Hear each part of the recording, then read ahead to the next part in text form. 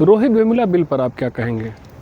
Rohit Vemula bill एक निहायत बेकार किस्म का बिल है जो कर्नाटक सरकार, कांग्रेस सरकार ला करके समाज को फिर से तोड़ना चाहती हाँ, है। लेकिन कांग्रेस सरकार ने तो भारत जोड़ो यात्राएं की, देश को जोड़ने का काम कर रही है।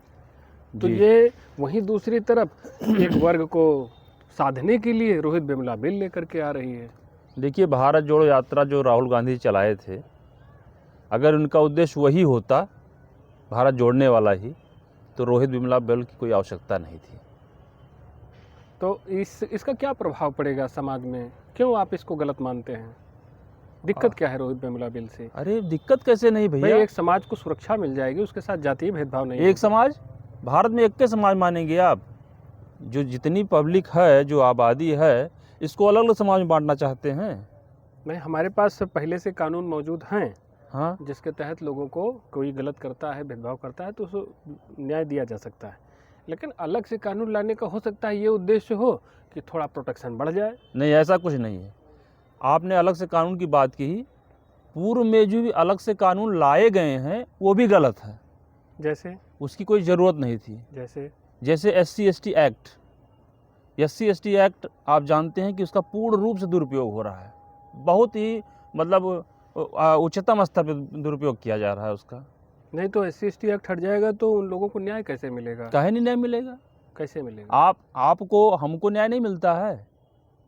आप अगर कोई गलती करते हैं तो उसके लिए प्रावधान नहीं किया गया है, मतलब दंड का प्रावधान नहीं है। भारत के नागरिक के तौर पर उनको भी कानून में भारत के सुरक्षा हर है। व्यक्ति को दंड का प्रावधान किया गया है, हर व्यक्ति को न्याय का प्रावधान किया गया है।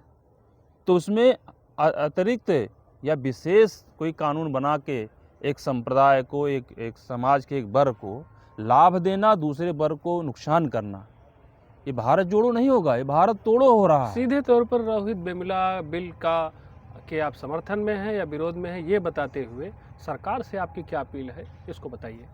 मेरी सरकार, कर्नाटक सरकार से अपील है कि ऐसा काम न करिए कि जिससे आप धीरे धीरे ख़त्म होते जा रहे हैं। आपको याद है ना कि यही भारत है कि पिछले लगभग 12 साल से आप सत्ता में नहीं आ रहे हैं। आपके ऐसे ही कारनामे आपको सत्ता में लाने नहीं दे रहे हैं। आप वर्ग विभाजन करोगे, समाज विभाजन करोगे, तो उसमें आप सत्ता में नहीं आ पाओगे। आप 5%, 4%, 6% लोगों को खुश करके और 92-93% लोगों को नाराज़ करके क्या जानते हो सत्ता में आ जाओगे? अरे लोकतंत्र में ऐसी व्यवस्था बनाई गई है कि जब सबका समर्थन होगा तो सरकार बन सकती है, तो सत्ता में आ सकते हो आप। अगर ये भारत जोड़ो यात्रा चलाए और भारत को एक सूत्र में जोड़ने की बात करते हैं, तो इस स्टेटमेंट से ये इनकी गतिविधियां विरोधाभासी प्रतीत होती हैं कि जैसे कि आप देश को जोड़ना चाहते हैं, और वहीं अलगाववादी और विभाजनकारी कानून बनाने की प्रयास करते हैं। जी, तो दोनों कहाँ सही हो सकता है? देखिए, आपको हम बता दें कि जनता पे विश्वास हासिल करना ये एक मेहनत काम है। अगर आप यही काम जो भारत जोड़ो यात्रा आप चलाए थे, पुनः समय देखकर आपको लगता फिर चलाते, तो हो सकता है जनता का विश्वास कुछ % बढ़ जाता आप पे कि नहीं, आपकी इच्छा, आपका दृढ़ संकल्प एक स्वच्छ मानसिकता को प्रतीत करता है। अच्छा, आप भारत जोड़ना ही चाहते हैं, हम अपनी बात कह लें। लेकिन आप उधर एक भारत जोड़ो यात्रा चला रहे हो और इधर कुछ ही दिन, ज़्यादा समय नहीं बीता है, आप एक विशेष वर्ग के लिए एक बिल लेके आ रहे हो। तो ये तो दोनों कंट्राडिक्शन है ना। इसमें तो आपकी मानसिकता क्या है वो परिलक्षित हो जा रही है। तो ऐसे कानून का हम पुरजोर विरोध करते हैं। तो अगर ये भारत नहीं जोड़ना चाहते हैं, जोड़ना क्या चाहते हैं? ये मुझे लगता है कि एक संप्रदाय को इकट्ठा करके और भारत की सरकार बनाना चाहते हैं। विभाजन करके राजनीति तो की जा सकती है, लेकिन देश नहीं चलाया जा सकता। इससे आप कहाँ तक सहमत हैं? इससे हम 100% सहमत हैं। राजनीति करके और विभाजन करके राजनीति तो कर सकते हैं, लेकिन देश चलाना बहुत मुश्किल है।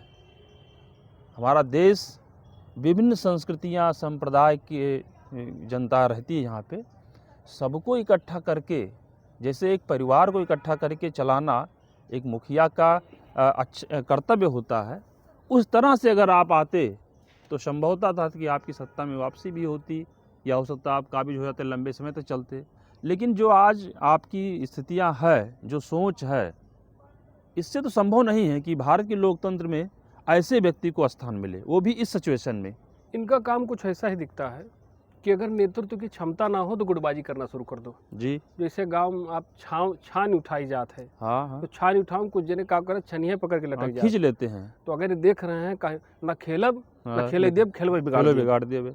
लेकिन इसमें खेल बिगाड़ने वाली स्थिति नहीं है। इसमें 6% 7% लोगों को इकट्ठा करके खेल नहीं बिगाड़ सकते हैं।